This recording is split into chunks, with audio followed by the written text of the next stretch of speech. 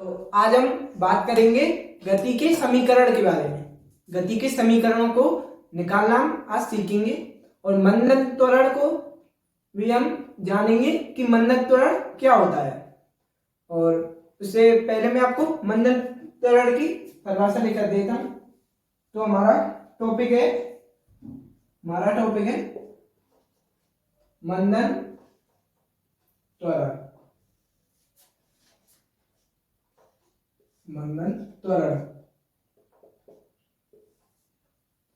तो देखिए ये मंदन त्वरण क्या होता है। मंदन त्वरण होता है वेग में यदि कमी हो रही है तो ये मंदन त्वरण उत्पन्न होगा, या जो त्वरण है वो कम हो, जो त्वरण है वो ऋणात्मक हो। मेरा मतलब यदि किसी जैसे a बराबर मान लेते हैं 20 मीटर प्रति सेकंड स्क्वायर, तो इसका मंदन त्वरण क्या होगा? इसका मंदन त्वरण होगा a बराबर माइनस 20 मीटर प्रति सेकंड स्क्वायर। तो ये ऋणात्मक में हो तो ये मंदन त्वरण कहलाता है। आप इसे मैं जो बोलता जाऊं उसे अपनी नोटों में लिख लेना। और यदि जो वेग में, मैं आपको एक एग्जांपल लेता हूं।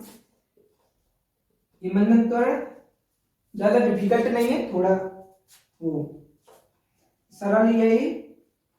तो देखिए, आप देखिए कि यदि यहां से और यहां तक के बीच में किसी वस्तु का जो तो वो वेग है वो है 20 मीटर प्रति सेकंड, और यहां से यहां तक के बीच में वो रुक रहा है। मेरा मतलब मैं उसे पीछे बताऊंगा। तो ये 20 मीटर प्रति सेकंड है, अब इसके बाद 15 हो गया,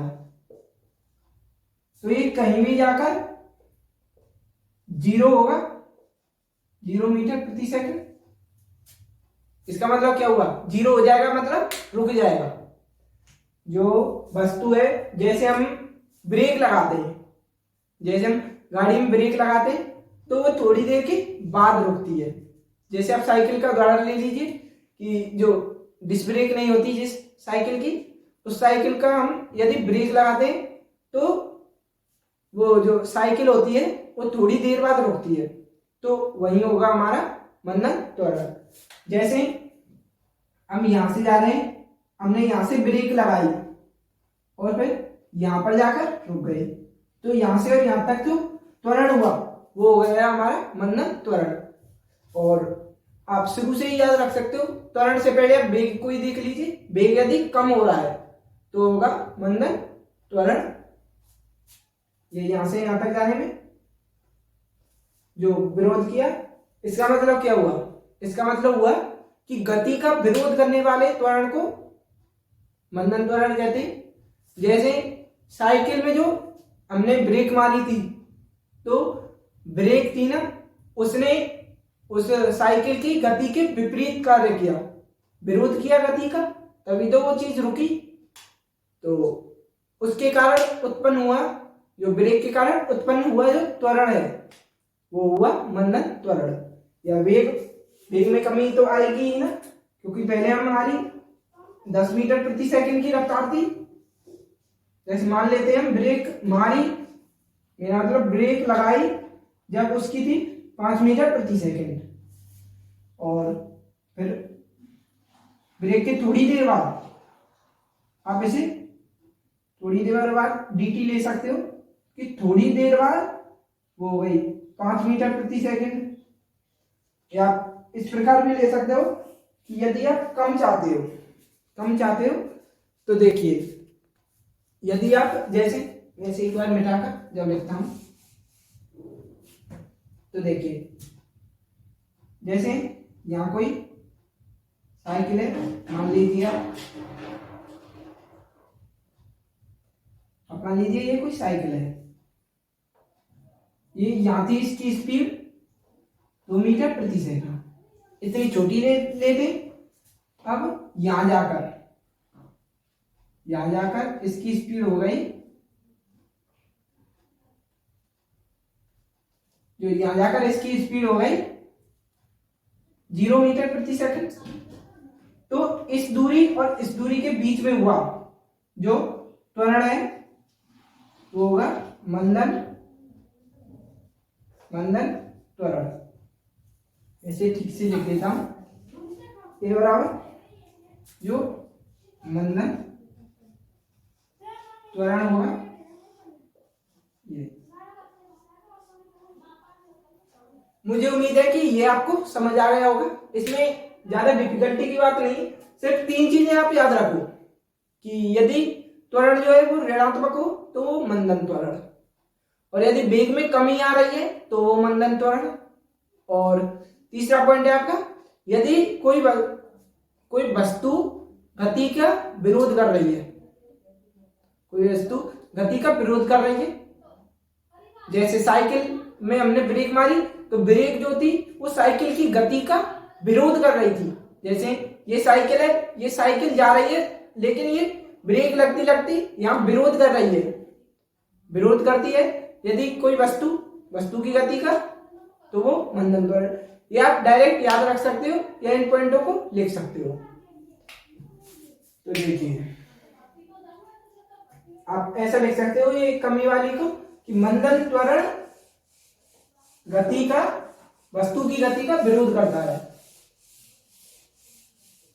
आप भाषा में लिख सकते हो 3 पॉइंटों को, इनको कि मंदन त्वरण की, इनसे बात कहीं नहीं जाएगा।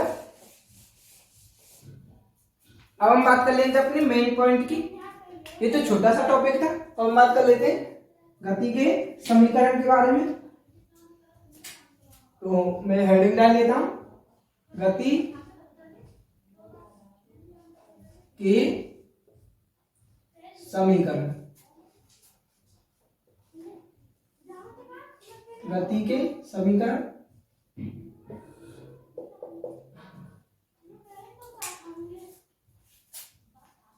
तो देखिए गति के 3 समीकरण होते हैं। गति के कितने समीकरण होते हैं? 3। वो क्या क्या होते हैं मैं एक बार लिख लेता हूं। पहला होता है v बराबर u प्लस at। दूसरा होता है s बराबर ut plus half at square.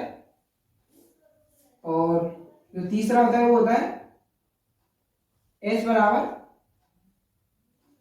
जो तीसरा वाला होता है ना वो होता है हमारा s बराबर, देखिए ये s बराबर नहीं होता, ये होता है v स्क्वायर बराबर 2as प्लस u स्क्वायर। ये होता है इसका तृतीय समीकरण। ये पहला समीकरण, ये दूसरा समीकरण और ये तीसरा समीकरण। इस वीडियो में हम जानेंगे कि इन तीनों समीकरण को निकालते कैसे, इन तीनों समीकरणों का डेरिवेशन कैसे होता है। तो आइए इस वीडियो में आगे बढ़ते हैं। अब शुरू करते हैं गति के समीकरणों का डेरिवेशन। तो आइए शुरू करते हैं। तो देखिए अब हम शुरू करते हैं अपने गति के समीकरणों का डेरिवेशन। तो देखिए हम पहले भाषा लिख लेते हैं इसकी। तो देखिए हमारी भाषा है कुछ इस प्रकार। पहले हमें ग्राफ बनाता हूं कि ये कोई एक ग्राफ है, ये ग्राफ है, ये एक्स अक्ष, ये वाई अक्ष। तो ये जो होगा इस पे टी आगे बढ़ेगा और इस पे जो वेग है वो आगे बढ़ेगा। ठीक है, यहां तक तो आप समझ गए। अब इसके बाद यहां होगा 0। ये तो नॉर्मल रूप से ग्राफ है, वेग समीकरण। तो देखिए इसका जो प्रारंभिक वेग है वो है u, इसका प्रारंभिक वेग है u। वैसे और बड़ी कर लेता हूं।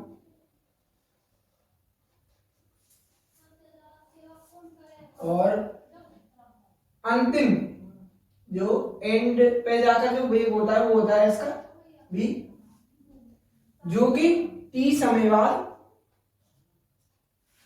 ये पूरी दूरी क्या है t, टी समय बाद एस विस्थापन। एस विस्थापन कैसे होगा? एस विस्थापन होगा जैसे यहां से ये टी समय है, ये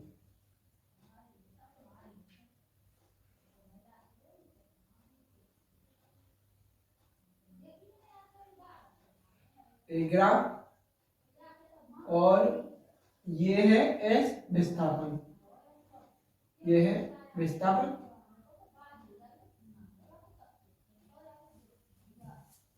अब इनके हम नाम रख लेते हैं। ये तो हो गया ओ,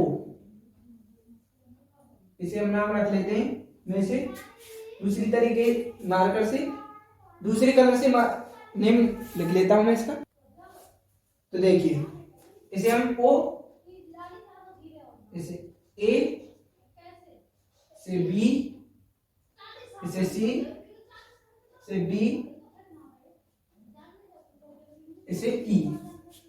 ये हमने नाम रख लिए इनके, ओ A B C D E. तो देखिए अब हम इसकी भाषा लिख लेते हैं। अब हम इसकी लिख लेते हैं भाषा। तो हमारी भाषा होगी माना, माना, मैं एक बार आपको आपके लिए बोल देता हूं। माना किसी वस्तु का जो प्रारंभिक वेग, किसी वस्तु का प्रारंभिक वेग u है और उसका अंतिम वेग v है। या मैं आपको दोबारा रिपीट कर देता हूं कि माना किसी वस्तु का प्रारंभिक वेग u है और t समय पश्चात s विस्थापन तय करने के बाद उस वस्तु का वेग जो होता है वो v हो जाता है। तो ये हमारी भाषा है, हम लिख लेते हैं माना एक वस्तु, माना एक वस्तु का प्रारंभिक वेग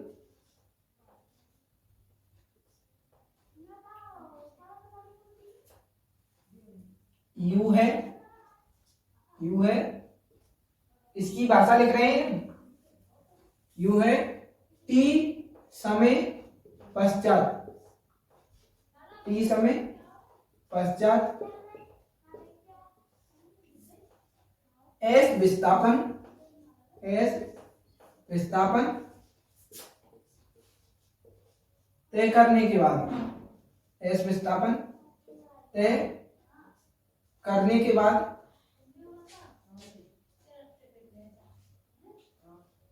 S विस्थापन तय करने के बाद वस्तु का वेग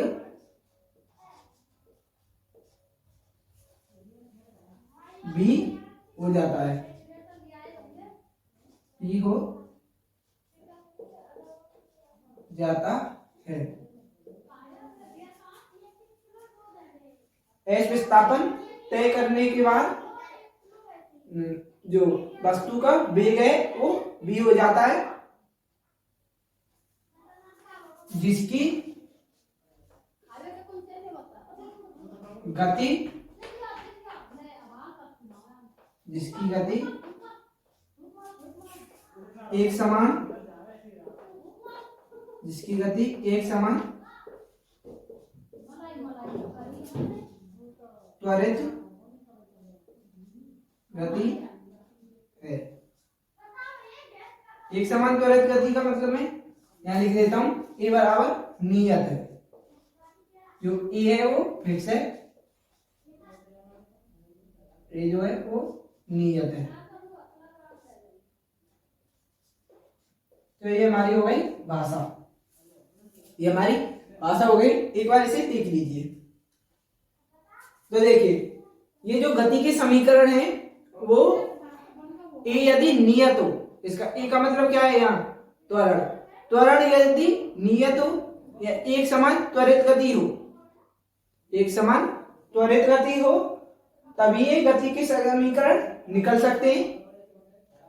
ये यदि नियत है तभी ये गति के समीकरण निकल सकते हैं।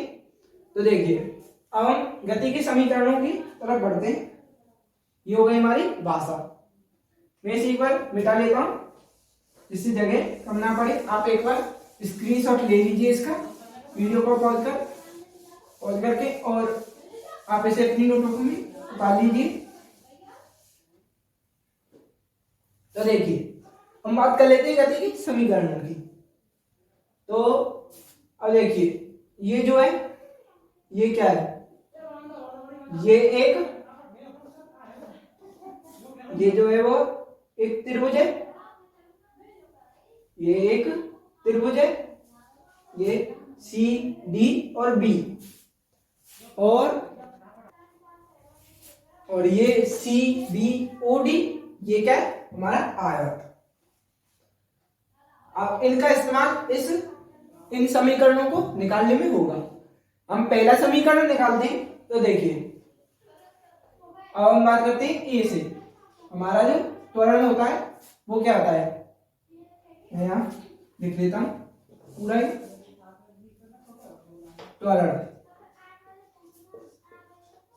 त्वरण ए से प्रदर्शित करते हैं इसे। ए बराबर क्या होता है, वेग में परिवर्तन, वेग में परिवर्तन, वेग में परिवर्तन अपॉन समय। तो देखिए ए बराबर क्या हो गया, वेग में परिवर्तन, इसका मतलब क्या हुआ डेल्टा बी, डेल्टा बी, ये क्या हुआ डेल्टा टी। जो समय है, समय में परिवर्तन भी कह सकते हो आप इसे। और ए बराबर क्या हो गया, डेल्टा बी को जब खोलते हैं तो क्या होता है b2 माइनस b1, और टी को, ये तो टी रख लीजिए आप, क्योंकि यहां टी में से यदि यहां तक टी है तो टी में से 0 घटाएंगे टी आएगा, या t2 माइनस t1 भी रख सकते हो आप। ए बराबर क्या हो गया, ए बराबर हो गया हमारा v2, क्या है v2 है हमारा ये अंतिम वेग, अंतिम वेग क्या है v माइनस, और ये v1 प्रारंभिक वेग, प्रारंभिक वेग क्या है u अपॉन ये t क्या है t माइनस, और t1 क्या है 0। इस 0 का कोई मतलब नहीं है तो इसे हटा लेते। तो देखिए अब हमको निकालना है v, वेग। आप साइड में लिख सकते हो कि जहां v2 अंतिम वेग, तो देखिए आप लिख सकते हो साइड में कि जहां v2 बराबर अंतिम वेग, v1 बराबर प्रारंभिक वेग, t2 बराबर अंतिम समय, t1 बराबर प्रारंभिक समय, आप लिख सकते हो साइड में। इसके अलग से आदाय, यदि ये 5 नंबर का दे दिया जाता है तो आपको 1 नंबर, आपको ये मैं बता रहा हूं, ये चीजें लिखने से ही आपको मिल जाएगा। और ये फॉर्मूले जो होते हैं इनके भी थोड़ी बहुत नंबर होते हैं, इनका भी 1 नंबर मिल जाएगा आपको। 2 नंबर तो आपके यहीं से पक्के हो गए, यहीं से ये जो सूत्र है इसी से पक्के हो गए ये सूत्र, और जो यहाँ चीजें लिखनी है उनसे आपको 2 नंबर मिल जाएंगे। y का डेरिवेशन। तो अब हमें निकालना है v, तो अब हम कर लेते हैं वज्र गुणा। इसके नीचे a की मानते हैं ना, तो ये हो जाएगा वज्र गुणा, ये हो जाएगा वज्र गुणा। तो मैं इस साइड कर देता हूं, ये वज्र गुणा होकर क्या होगा, ये t का a से at बराबर b माइनस u का 1 से करेंगे तो इस पर कोई भी फर्क नहीं पड़ेगा, b माइनस u ही होगा। तो देखिए अब हमें v निकालना है, तो u को इधर भेज दे, यू को इधर भेज दें तो ए टी प्लस यू बराबर वी। तो हमारा सूत्र हो गया कि v को इधर लेके या इधर दोनों साइड लिख सकते हो इसे इधर और इसे इधर, तो इसके साइन भी चेंज नहीं होंगे। तो देखिए v बराबर क्या हो गया u प्लस ए टी, क्योंकि इनमें दोनों में से ये दोनों प्लस में है तो इनको किसी को भी आगे पीछे आप कर सकते हो। तो u प्लस ए टी ये हो गया हमारा गति का प्रथम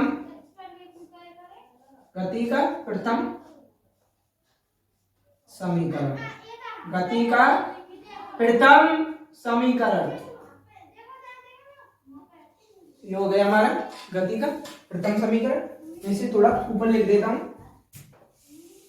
तो देखिए हमारा ये हो गया v बराबर u प्लस ए टी, गति का प्रथम समीकरण। अब हम सेकंड समीकरण को निकालते हैं। आप इसका एक बार स्क्रीनशॉट ले लीजिए। अब तक आपने स्क्रीनशॉट ले लिया होगा और अपनी नोटबुक में भी इसे उतार लीजिए। ये ग्राफ जो है हम ग्राफ या विधि से देख रहे हैं गति के समीकरणों का निकालना। तो हम इसे देखेंगे, ग्राफ तो ये जरूरी है। अब आपको जरूरत पड़ेगी इस ग्राफ की, ज्यादा जरूरत पड़ेगी। तो देखिए पहले मैं आपको बता दूं,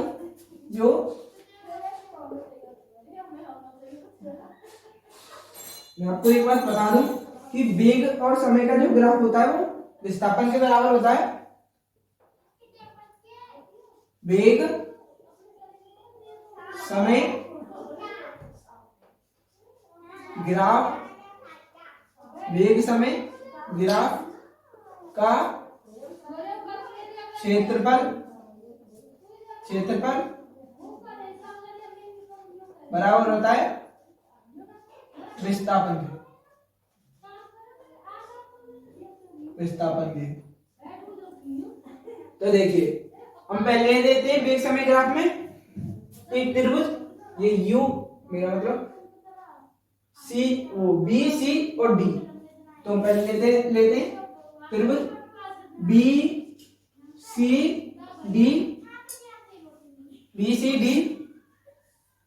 डी का क्षेत्रफल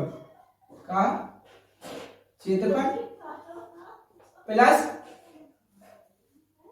ये विस्थापन है, इसे इधर लिख सकते हैं और वेग और समय ग्राफ का क्षेत्रफल उधर लिख सकते हैं। तो देखिए ये बराबर में चल रहा है, इसे विस्थापन को डिनोट करते हैं एस से। तो एस यहाँ विस्थापन है, आप लिख दीजिए या कीजिए कि एस क्या है, यहाँ ए क्या है, बी क्या है। तो ये तो आपको पता है चल रहा है त्रिभुज बी सी और डी का क्षेत्रफल प्लस ये हमारा आयत है सी बी ए ओ, हम लिख लेते हैं ओ ए बी सी। ओ ए, अब जो आयत का वो चिन्ह होता है वो ऐसा होता है ओ ए बी सी का क्षेत्रफल इसे यहां से मिटा लेता हूं। तो देखिए इसी का क्षेत्रफल ये हमारा अलग है, तो मैं इसे अलग कर देता हूं कि आपको पहचानने में तकलीफ ना हो कि ये साथ है या नहीं है। इस तरफ चल रहे हैं। तो देखिए S बराबर हमारा क्या होगा, S बराबर होगा हमारा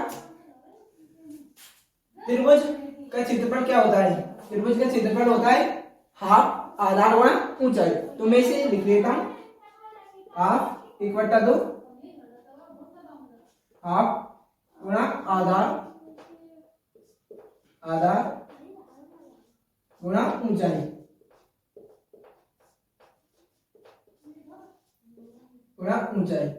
प्लस आयत का क्षेत्रफल क्या होता है, लंबाई गुणा चौड़ाई, लंबाई गुणा चौड़ाई। आप इसे शॉर्ट फॉर्म में मत लिखना अपनी नोटबुक में, क्योंकि यहाँ जगह कम है, तो मैं इसे शॉर्ट फॉर्म में लिख रहा हूं। तो देखिए लंबाई गुणा चौड़ाई, तो एस बराबर क्या हो जाएगा, हाफ, आधार क्या है इसमें, हाफ गुना आधार क्या है इसमें, इस त्रिभुज देखते हैं बीसीडी में आधार है हमारा बीसी, बीसी गुणा ऊंचाई देख लेते, इसमें ऊंचाई है बीडी, बीडी प्लस लंबाई क्या है आयत की, आयत की लंबाई है हमारी ओसी या एबी, ओसी इंटू चौड़ाई क्या है हमारी सीबी, सीबी। और एक बात आपको तो ये तो पता ही होगा कि सी मेरा मतलब ओसी बराबर है एबी के, क्योंकि इसकी सामने की भुजाएं एक समान होती है, आयत की सामने की भुजाएं बराबर होती है, और ओए बराबर है बीसी के, यह ध्यान रखना। हम एस एस बराबर इन सभी का मान रख देते हैं, आप गुणा 1/2 गुणा बी से क्या आया देखते हैं, बी सी, ये टी के बराबर है, देखिए ये टी है तो ये भी टी होगा, ये टी। मैं एक बार प्रथम समीकरण लिख लेता हूं कि v बराबर u प्लस ए टी, ये हमारा प्रथम समीकरण। मैं यहाँ लिखता जाऊंगा जैसे जैसे हमारे समीकरण निकलते जाएंगे। तो देखिए बी सी बराबर बी सी टी होगा, और बी डी देख लेते हैं, बी डी, बी डी देखिए ये यहां तक तो है u, और यहां से यहां तक b into B into into B.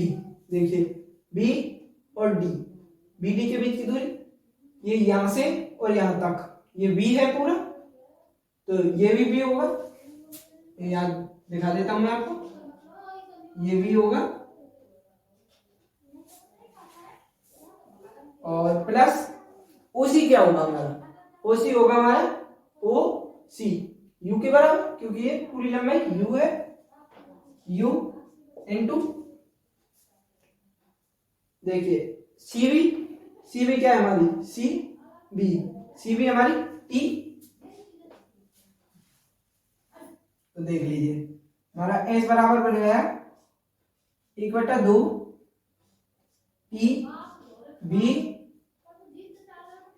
Plus UT, plus UT. अब हम यहां रख लेते हैं बी का मान, अब यहां लिख देते हैं हम बी का मान, एस बराबर हो जाएगा हमारा, या आप लिख सकते हो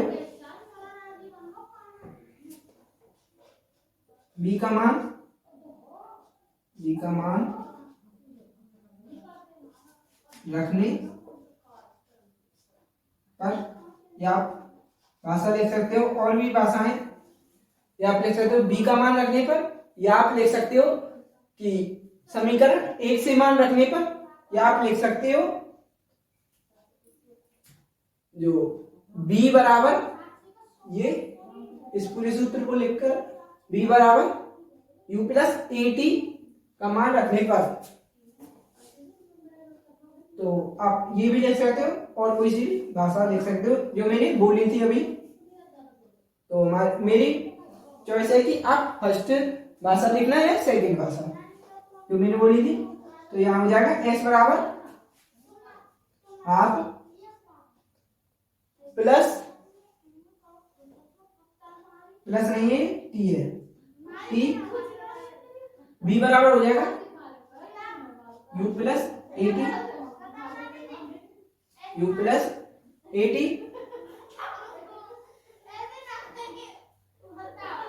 तो देखिए यू प्लस ए टी हो गया, प्लस v का मान यहाँ रख गया और ut ये हो जाएगा हमारा ut। मैं यहाँ लिख लेता हूं, तो देखिए s बराबर यहां से देखिए हाफ इक्वल टू टी का u से किया तो इंटू ut प्लस आपका हाफ टी का, मेरा मतलब इक्वल टू 2 टी का इससे गुणा किया तो u टी हाफ या फिर इक्वल टू 2 ut। और अब हम बात कर लेते हैं यदि इसका इक्वल टू 2 टी का at से किया तो इसका गुणा आया इक्वल टू 2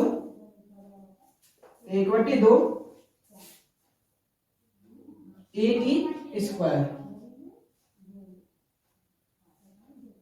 प्लस ये हमारा प्लस में है ut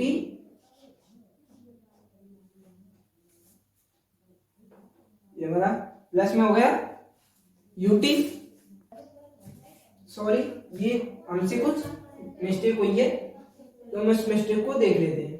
तो देखिए इसका जो है जो त्रिभुज का ये फॉर्मूला सही है, एक बटे 2 आधार गुणा ऊंचाई प्लस लंबाई गुणा चौड़ाई, ये सही है।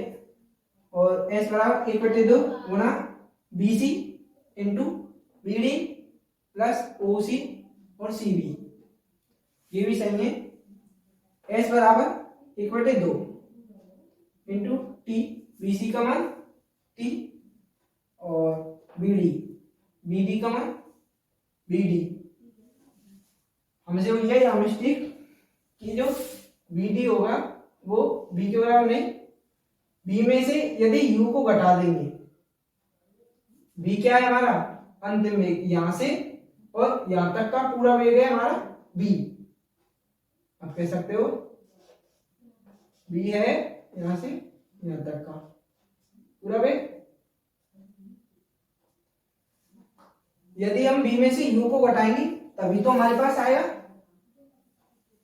तो मैं यहां थोड़ी सी जगह बनाकर लिख लेता हूं कि into B minus B plus जो OC क्या है हमारा OC U प्लस गुणा U गुणा CD क्या है हमारा T। तो ये हमारा सही हो गया। अब तुम यहां से थोड़ा सॉल्व कर लेते हैं इसे। तो देखिए s बराबर, वीडियो ज्यादा लंबा ना हो इसलिए हम जल्दी करते हैं इसे, 1/2 इंटू टी, ये तो पहले जैसा ही हो जाएगा। तो इसमें किसी का मान रखना है, तो देखिए आप भाषा लिख लीजिए, समीकरण 1 से मान रखने पर, समीकरण 1 से मान रखने पर। तो देखिए समीकरण 1 से मान रखेंगे तो क्या आएगा, s बराबर half into T into u minus, देखिए v माइनस u, तो u को इधर ले जाएंगे तो v माइनस u बन जाए। v माइनस u का क्या मान होगा 80 प्लस ut, ये हो जाएगा, ये तो आपको पता ही है। तो ये क्या हो जाएगा हमारा s बराबर या मैं इसको ऊपर लिख लेता हूं,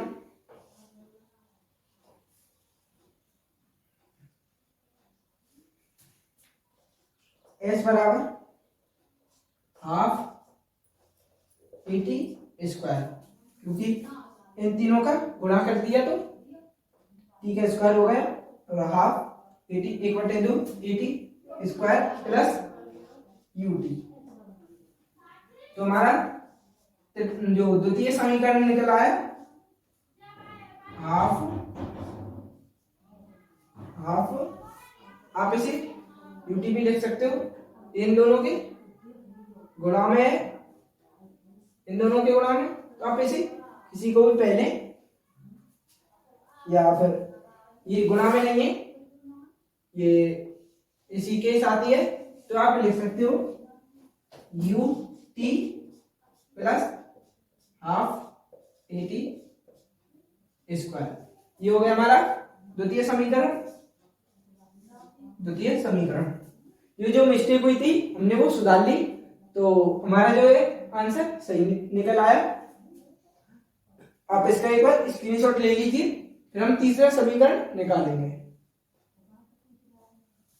तो अब मैं इसे मिटा लेता हूं।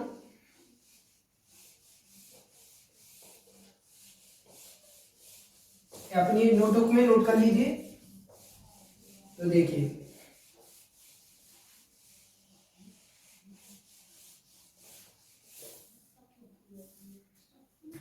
तो देखिए अब हम निकालते हैं अपने द्वितीय समीकरण। पहले हम लिख लेते हैं इस समीकरण को, द्वितीय को, s बराबर U T plus half A T, यदि आप हाफ ए टी स्क्वायर, यदि आप इन समीकरणों को तीनों को बेसिक रूप से याद भी रख लोगे तो भी आपके बहुत सारे सवाल हैं वो सही होंगे।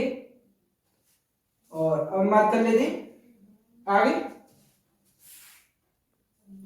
आगे हम बात करेंगे तीसरे समीकरण के बारे में, तो इसी को हम काम में लेंगे।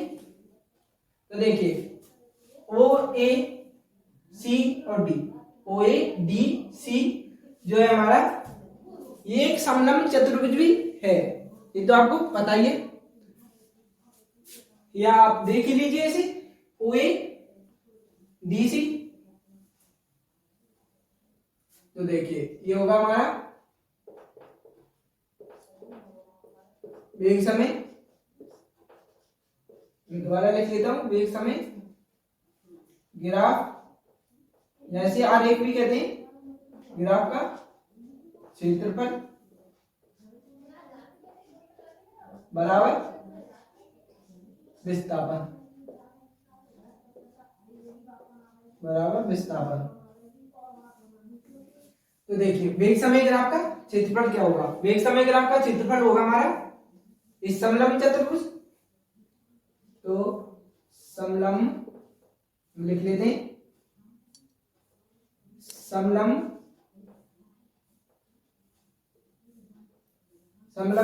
चतुर्भुज, चतुर्भुज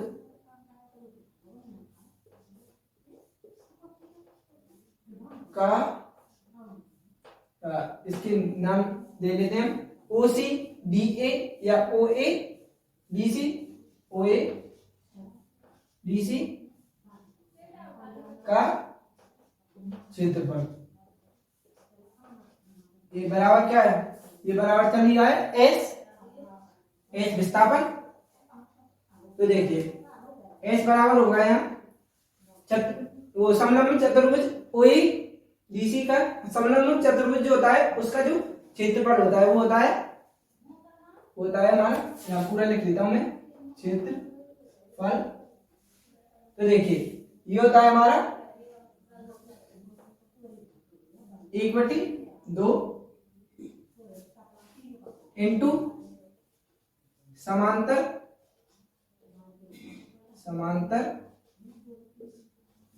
भुजाओं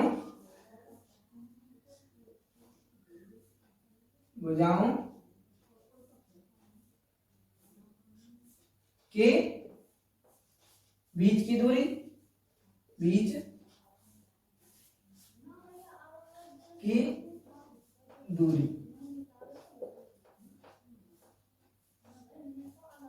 अब मैं इस समीकरण को, इस जो सूत्र है उसे आगे बढ़ाता हूं, तो इसे नीचे लिखूंगा। अब हमारा आगे होगा इनटू समांतर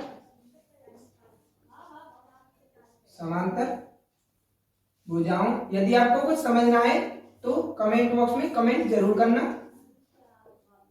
आपको तुरंत रिप्लाई जरूर मिलेगा। तो देखिए इनटू समांतर भुजाओं का योग, और यदि कोई लिखावट समझ ना आए तो मैं जो बोलता जाता हूं उसे समझ लीजिए, या आप पूछ सकते हो कमेंट बॉक्स में भी। तो देखिए 1/2 इंटू इंटू मतलब गुणा समांतर भुजाओं के बीच की दूरी इंटू समांतर भुजाओं का योग। तो हमारा ये हो गया एस बराबर 1/2 इंटू समांतर भुजाओं के बीच की दूरी क्या है।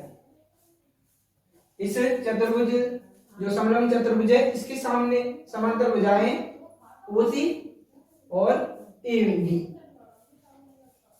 ओसी एडी, तो देखिए यहां लिख लेते हैं हम, जो ओसी और एडी के बीच की जो दूरी है वो क्या है, ओए। तो ये हो गया हमारा ओए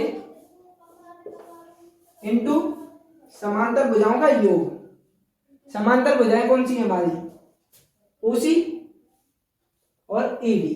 तो हम इसका योग कर देते हैं, ओसी प्लस एडी। तो देखिए एस बराबर 1/2 इंटू ओए का मान क्या होगा, ओए का मान होगा, ओए बराबर है टी के, टी इंटू ओसी क्या है हमारा, ओसी है हमारा यू, ये यू के बराबर है, ये हो जाएगा यू प्लस, ये प्लस का साइन है, और ईडी, ईडी बराबर होगा हमारा ए डी, ये हमारा पूरा बी के बराबर, तो यहां लिख लेंगे बी। तो हमारा ये आगे क्या हो जाएगा, मैं इस तरफ सॉल्व कर देता हूं यहां से। तो देखिए एस बराबर 1/2 ये इस टी का और u प्लस v का, इनका गुणा कर देते हैं। तो देखिए एक से गुणा होंगे u टी, टी का u से किया था u टी प्लस, प्लस का साइन प्लस लगा लेते हैं, v का t से किया तो v टी, v टी। तो देखिए इन सब के नीचे जो है बट्टे में वो है 2, तो 2 का वज्र गुणा, मतलब इसके नीचे 1, तो इन दोनों का वज्र गुणा यहां लिख दीजिएगा, क्योंकि वज्र गुणा वो पिछला समीकरण उसमें मैंने इसलिए नहीं लिखा था क्योंकि यहाँ जगह नहीं थी, यहाँ जगह है तो आप लिख लीजिए, इनके भी नंबर मिलते हैं। तो देखिए s बराबर क्या होगा, s बराबर होगा हमारा ये 2 से s का, 2 का s से जो गुणा हो जाएगा तो 2s, ये आपको सही नहीं दिख रहा तो मैं इसे मिटा लेता हूं, वज्र गुणा तो आप जानते ही हो।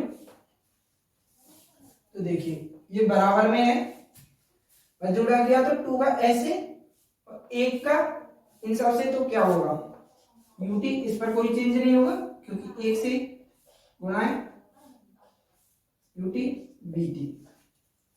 तो देखिए ये जो है ये क्या होगा, ये होगा हमारा bt। तो ये देखिए यहां से देखिए हमारा समीकरण नहीं आ रहा, तो हम वापस जाते हैं और देखते हैं।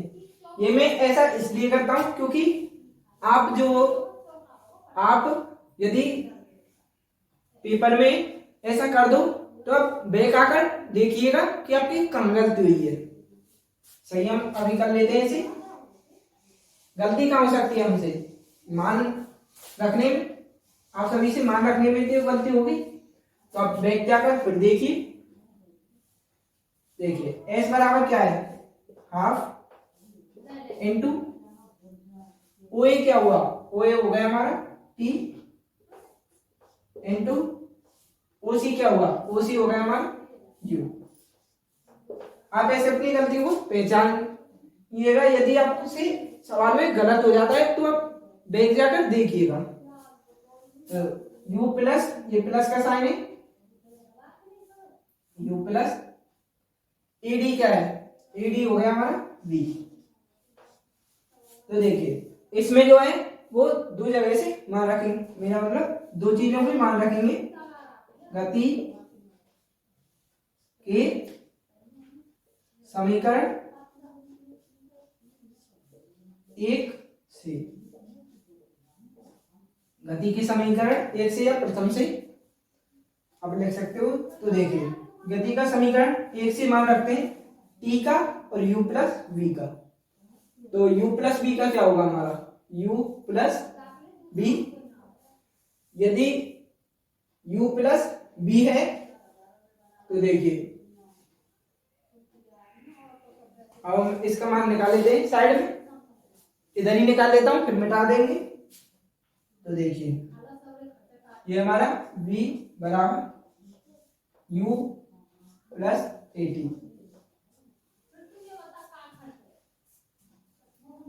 u plus eighty. तो देखिए ये जो है u प्लस एटी बराबर क्या होगा, इससे पहले हम रख लेते हैं t का मान। तो t का मान निकालते हैं, इससे u को इधर भेज दिया, u बराबर एटी हो गया। और t कब निकलेगा, इस a को नीचे पहुंचाएंगे जब इसका भाग दे देंगे तो ये t बराबर हो गया। तो हमारे पास t बराबर क्या निकला, t बराबर निकला हमारे पास t बराबर v माइनस यू अपॉन ए। अब हम बात कर लेते हैं u प्लस टी की। तो देखिए v इधर जाएगा तो v माइनस में चला जाएगा, और यदि u जो है इधर जाएगा तो ये माइनस में चला जाएगा। तो देखिए ये जो u इधर माइनस में चला जाएगा तो माइनस हो जाएगा, v उधर माइनस हो जाएगा। तो देखिए u प्लस v कैसे भी नहीं बन सकता है, तो इसका मान हम नहीं रखेंगे। आप ऐसे निकाल के देख लीजिएगा किसका मान रख रहा है और किसका नहीं। ये सिर्फ एक तरीका था, अब हम मान रख लेते हैं सीधा सीधा। s बराबर 1/2 इंटू टी क्या हो गया, v minus u upon A into v minus v plus you या u प्लस v, एक ही बात है। तो देखिए इसमें आइडेंटिटी लगा रही है, आप यहां लिख सकते हो चूंकि a minus b a plus b बराबर होती है a square minus B square. तो आप इस आइडेंटिटी को लिख सकते हो। आप एक बार इसे लिख लीजिए, फिर मैं मिटाकर लिख लूंगा इसे, या फिर मैं इसे ऊपर लिखता हूं। मैं इस ग्राफ को मिटा देता हूं। आपने ये ग्राफ तो बना ही रखा होगा, ये एक ही बार बना लोगे तब भी ठीक हो जाएगा। ये हमारा टी का मान, इसे अलग से रखते हैं हम। देखिए यहां से हम यहां बात कर रहे हैं। तो देखिए s बराबर होगा हमारा 1/2 इंटू ये, फिर आप इसको भी एक बार साइड में लिख लीजिए कैसे निकाला है, बस लिखना मत इसे। तो देखिए ये हो गया into v minus u upon a, ये t का मान into u plus v। s बराबर 1/2। अब पहले हम आइडेंटिटी लिख लेते हैं। तो देखिए आइडेंटिटी है चूंकि a प्लस बी माइनस मतलब a plus B a minus B into में बराबर a square minus B square.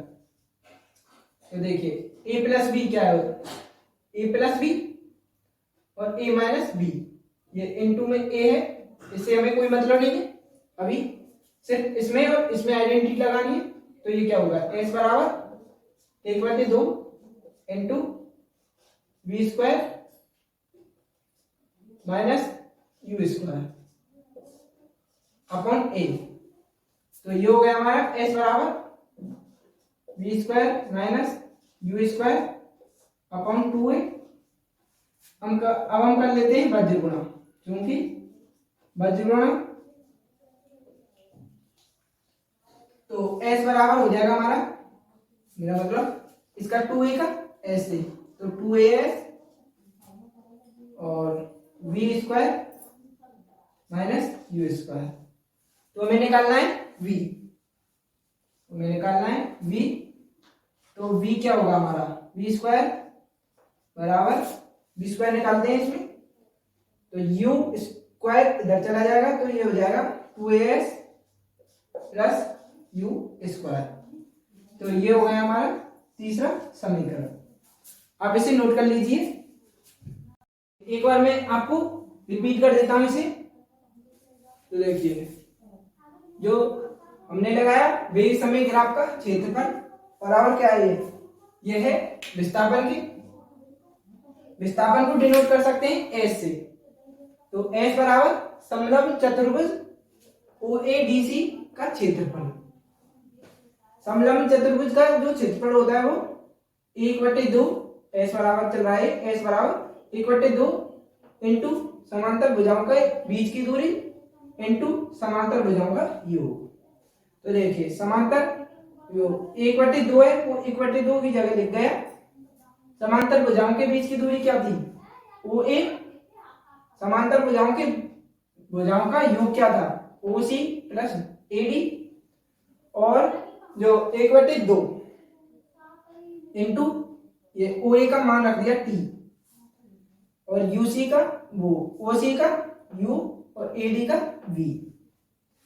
अब हमने किया गति के समीकरण 1 से 1 का प्रयोग किया।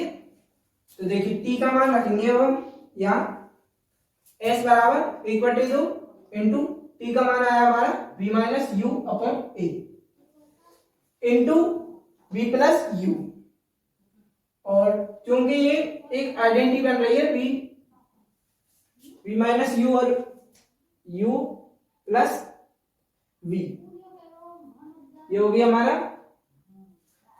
तो देखिए आप यहां लिख सकते हो, या V लिख सकते हो पहले और U, जिससे आइडेंटिटी बन जाए। तो देखिए A plus B, A minus B की आइडेंटिटी बन रही है, ये आपने मैथ में पढ़ी होगी। तो इसका होता है A square minus B square. तो S बराबर 1/2 A square minus B square, ये A की जगह V और B की जगह U। S बराबर ये 2 का A से गुणा होगा, क्योंकि ये अपॉन में है, 2A हो गया ये। अब यहाँ किया हमने वज्र गुणा, 2AS हो गया ये बराबर V square minus U square. अब हमें निकालना था V स्क्वायर, तो V स्क्वायर निकाला हमने, तो V स्क्वायर यदि हमने निकाला तो U स्क्वायर को इधर भेजेंगे, तो ये क्या हो जाएगा 2AS प्लस U स्क्वायर। तो ये हो गया हमारा तीसरा समीकरण। अब हम कल बात करेंगे गति के समीकरण एक और विधि से, कलन विधि से निकालना। तो आप कल की क्लास के लिए तैयार रहना।